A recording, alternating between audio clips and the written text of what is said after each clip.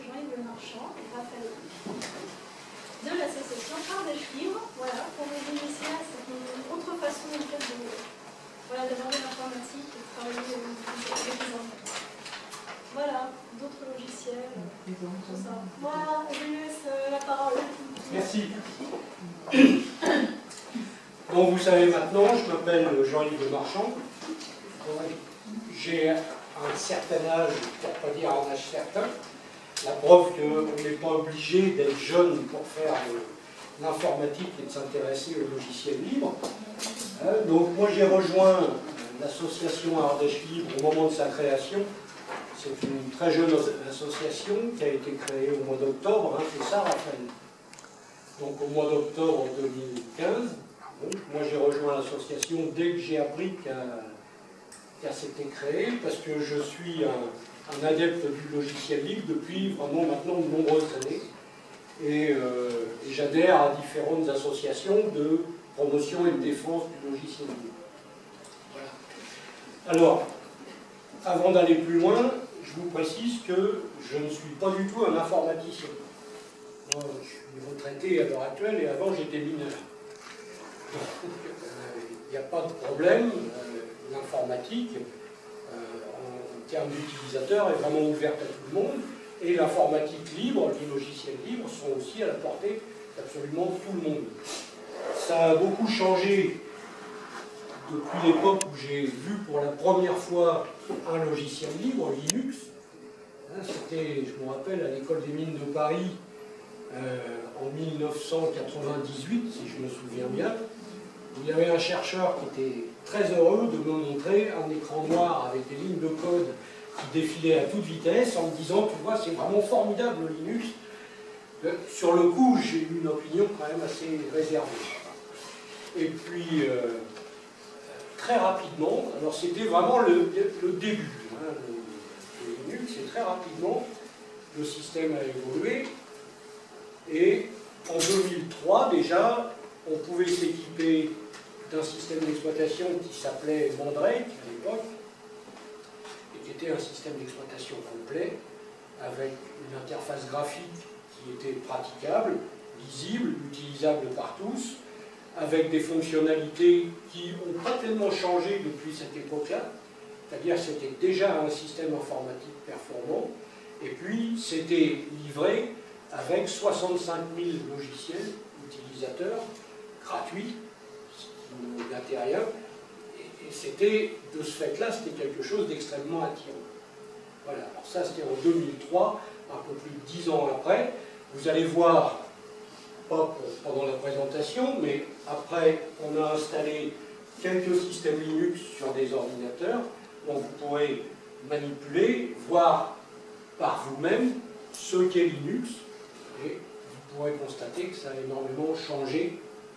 Hein, pour ceux qui ont pu découvrir l'informatique libre il y a quelques années, c'est quelque chose qui évolue en permanence, et c'est quelque chose qui est devenu extrêmement performant. À l'instar d'autres systèmes d'exploitation plus utilisés et plus connus.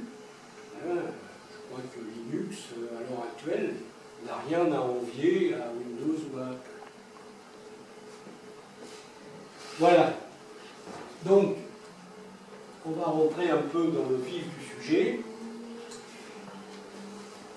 Et je vais commencer par vous dire que les systèmes d'exploitation libres, l'informatique libre, c'est quelque chose que vous côtoyez tous les jours dans votre vie, soit parce que vous travaillez sur un système d'exploitation que les informaticiens abrègent en OS, Operating System, soit vous travaillez dessus, hein, des systèmes comme GNU Linux,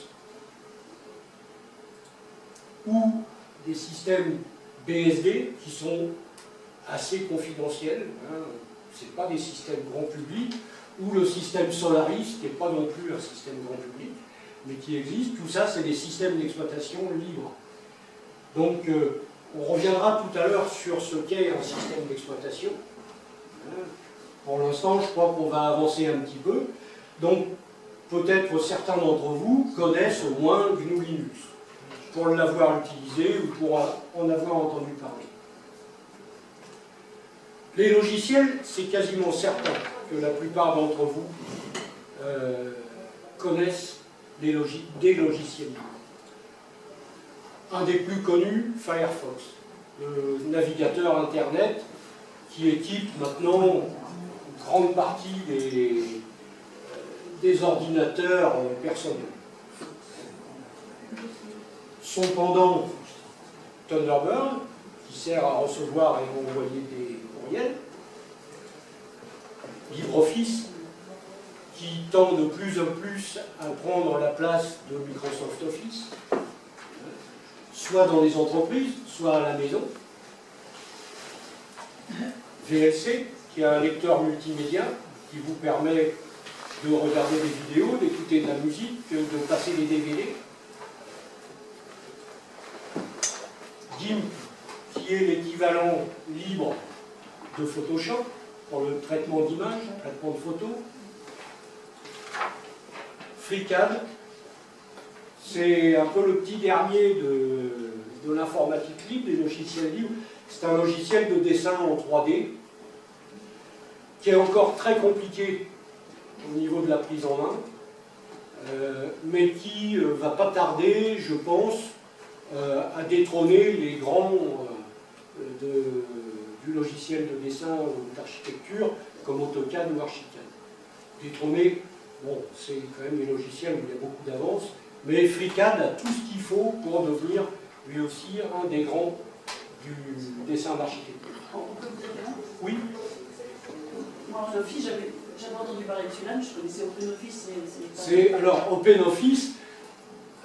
OpenOffice, c'est un logiciel qui avait été développé en tant que logiciel libre par c'est Sun Microsystems qui l'avait développé. Et puis, il y avait des parties dedans, des morceaux de code qui n'étaient pas libres, et donc il y a des informaticiens qui ont repris toute l'ossature d'OpenOffice, qui ont supprimé ou réécrit les parties de code qui n'étaient pas libres, et c'est devenu LibreOffice. Ça fonctionne exactement pareil que OpenOffice. Mais ça a changé de nom. Et puis un logiciel de publication assistée sur ordinateur, Scribus, qui est l'équivalent en mieux de Publisher, pour ceux qui connaissent, qui est à peu près l'équivalent de QuarkXpress. Pour les gens qui travaillent dans la presse, par exemple, QuarkXpress c'est toujours une référence, mais Scribus est au moins l'équivalent de QuarkXpress. Alors, à côté des systèmes d'exploitation et des logiciels que vous pouvez connaître, il y a des tas d'autres applications libres que vous côtoyez vraiment tous les jours, qui font partie de votre vie, mais vous ne savez pas que c'est des applications libres. Par exemple, les serveurs qui tournent sur Internet. 90% de ces serveurs sont sous Linux.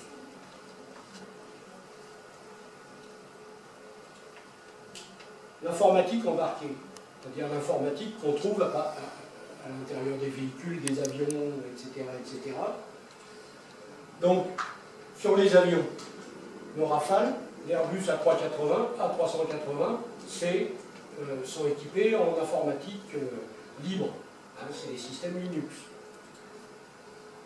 Dans le spatial, pareil. La station spatiale internationale, les navettes Soyouz, les navettes soviétiques Soyouz sont équipées en Linux. En téléphonie, la plupart des smartphones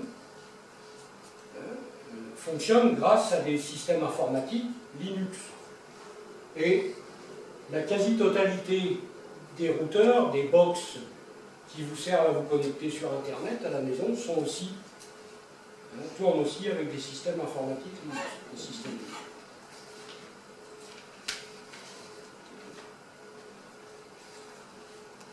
Voilà, alors on dit informatique libre. Mais qu'est-ce que ça veut dire exactement? Alors, pour comprendre, il faut remonter un petit peu dans l'histoire des ordinateurs et de l'informatique, vers les années 1960, au moment où l'informatique s'inventait dans les laboratoires des grandes universités américaines. ça, et ça s'inventait sur des machines qui ressemblaient plus ou moins à ça.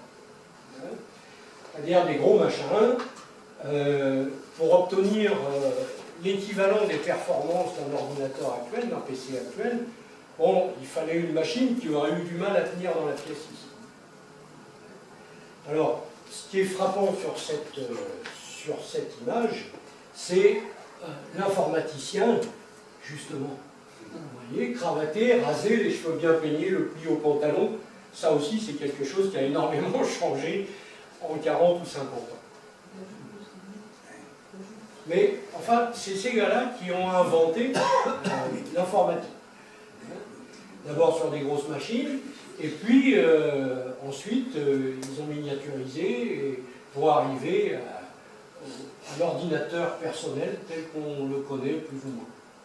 Est-ce qu'on peut savoir si c'est une affaire d'hommes uniquement au départ ou... Non, il y avait des femmes aussi dans les laboratoires, en particulier au MIT. Et il y avait des femmes qui travaillaient sur ces systèmes-là. D'ailleurs, à l'origine de la logique informatique, il y a une femme, une Anglaise, qui s'appelait Ada Lovelace, et c'est elle qui a posé les bases de la logique informatique au XIXe siècle. Donc les femmes n'ont jamais été absentes du monde de l'informatique.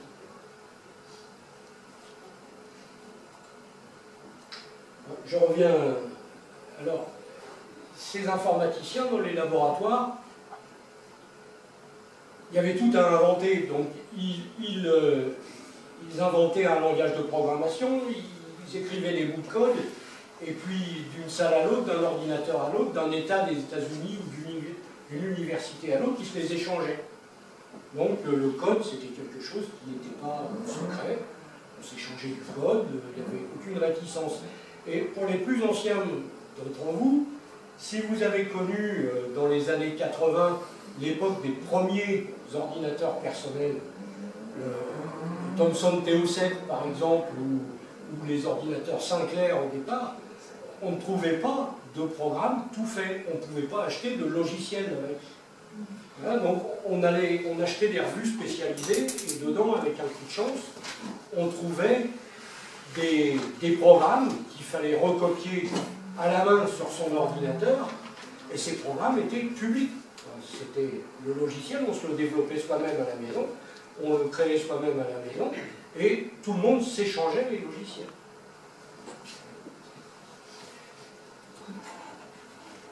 Et à cette époque, dans les années 80, il y a eu un différend. Donc pour certains, ils ont dit, mais nous, on n'est pas d'accord avec ce qui se passe, à s'échanger des bouts de logiciels, des bouts de code.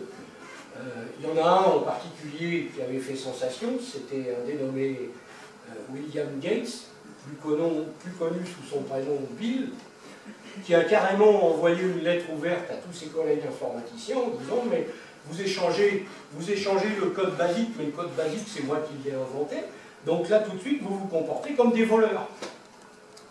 Il a fait ça à travers une lettre ouverte, qui a fait beaucoup de bruit, qui a fait sensation, et qui a créé véritablement un schisme à l'intérieur de la communauté des informaticiens. Donc, cette idée que le logiciel est la propriété exclusive de son développeur a permis à des gens de créer sur ces bases-là des entreprises qui sont, même encore maintenant, florissantes. Microsoft et Apple en particulier, c'est parmi les plus grosses capitalisations boursières actuellement au monde. C'est des entreprises qui sont gigantesques, avec des trésoreries et des budgets qui sont vraiment colossaux, on ne peut pas imaginer. Donc, ils se sont fondés sur ce principe-là.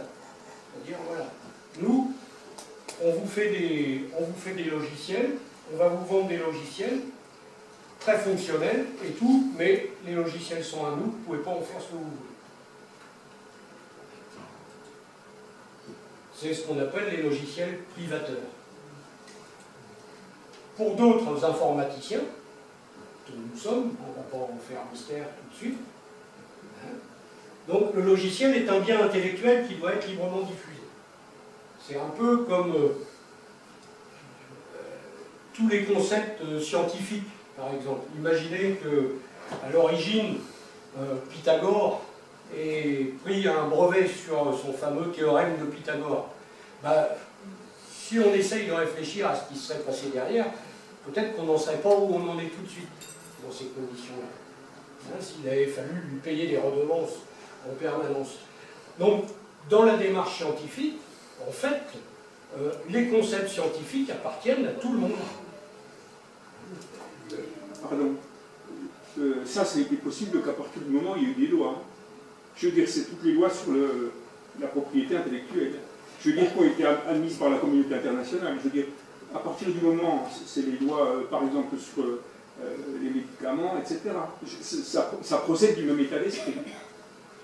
S'ils n'avaient pas été défendus par la loi, ils n'auraient pas pu mettre l'embargo là-dessus. C'est parce qu'on a reconnu le droit de définir ça comme une propriété privée. Oui, hein, bien sûr. Je veux dire, c'est pas eux qui se sont arrogés, c'est qu'il y a eu des relais politiques, intellectuels, etc., qui leur ont accordé ces droits. Oui, oui, bien sûr, mais c'était quelque chose qui arrivait un peu dans la communauté scientifique des informaticiens. C'est quelque chose qui arrivait un peu comme un cheveu sur la soupe. Ce n'était pas dans les pratiques courantes.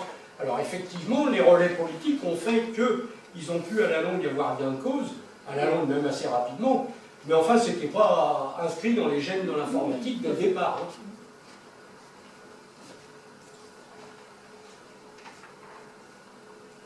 Donc, c'est un bien intellectuel et il peut être diffusé librement comme n'importe quel concept scientifique.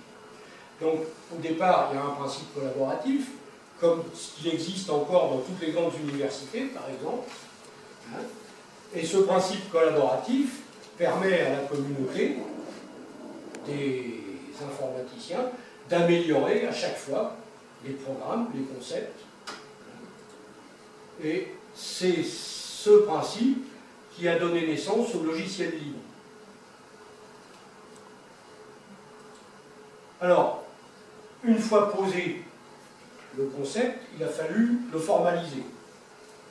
C'est-à-dire rentrer dans les détails, dire voilà, à partir de quel moment est-ce que ça c'est libre et ça ne l'est pas. Donc, on a défini 4 libertés à propos des logiciels.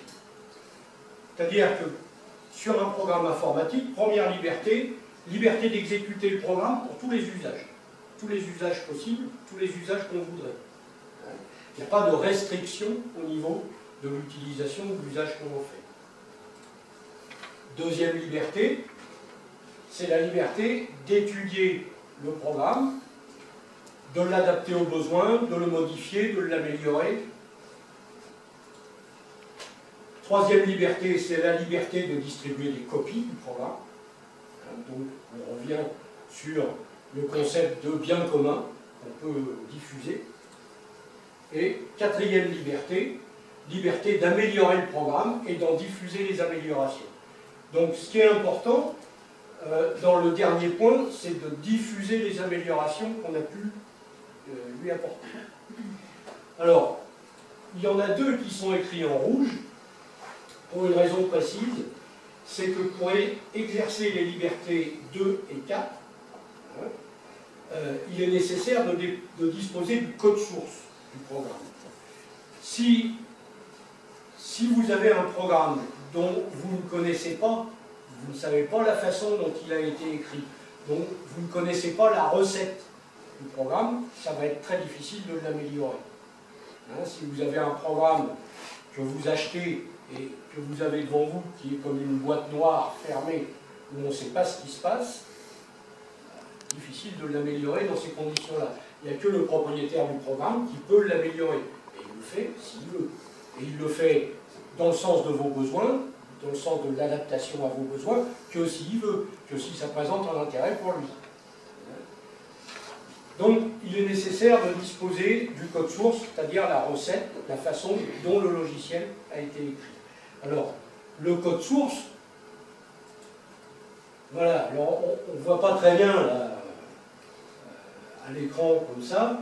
Donc là, c'est un programme informatique, c'est du code. Il est écrit de façon à être intelligible pour les hommes. Ça peut être un peu difficile à comprendre dans les détails, mais c'est écrit avec des mots qu'on peut lire.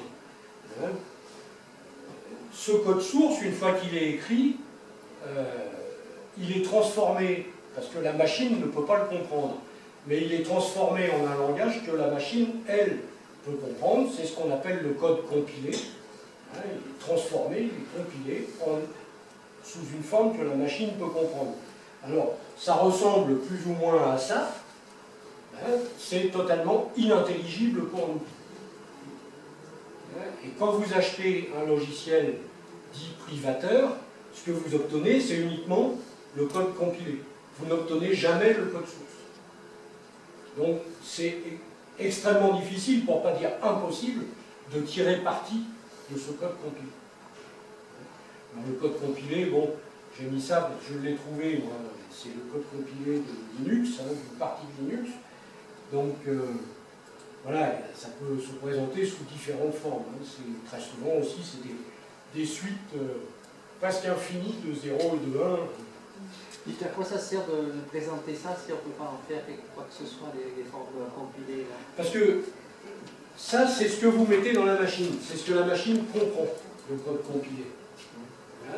Donc, quand on vous vend un logiciel sous forme d'un code compilé, un logiciel privateur, où vous n'avez accès qu'à ce code, à part le mettre dans la machine, faire tourner la machine, vous ne pouvez pas améliorer le programme.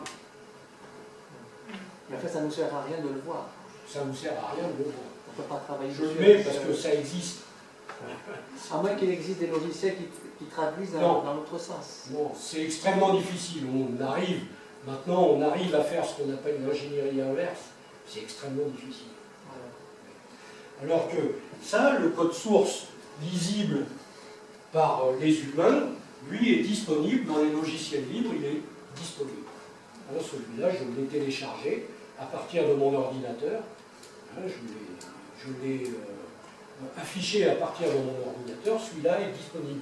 Et pour les informaticiens qui connaissent le langage qui est utilisé là, c'est pas très compliqué de modifier, produire des améliorations, l'adapter à sa sauce.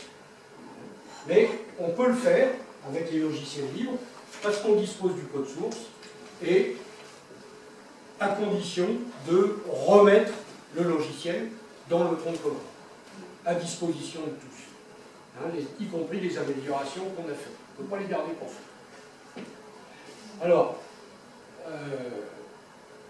je vais revenir à la diapo précédente. Quels sont les langages d'écriture de ces programmes libres, sachant que les compilateurs doivent aussi être libres? Qui a posé la question? Les langages d'écriture, il y a un peu tous les langages. Linux au départ a été écrit en langage C, c'est un langage qui est proche de la machine, un langage de bas niveau, assez proche de la machine. De plus en plus d'applications sont développées en Python, par exemple, ou en C++, qui sont des langages de haut niveau. Mais en informatique libre, un des principaux compilateurs, c'est GCC. GNU. GCC, c'est... GNU, c'est compiler. GNU, c'est compiler. Donc c'est un compilateur libre. Les traducteurs, les interpréteurs sont aussi libres. Associés au Python, par exemple, est un logiciel, c'est un langage de programmation, mais l'interpréteur Python est libre.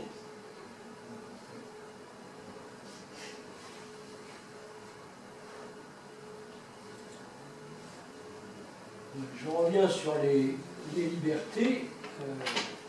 J'ai perdu un petit peu le fil. Bon, c'est pas grave, on va passer.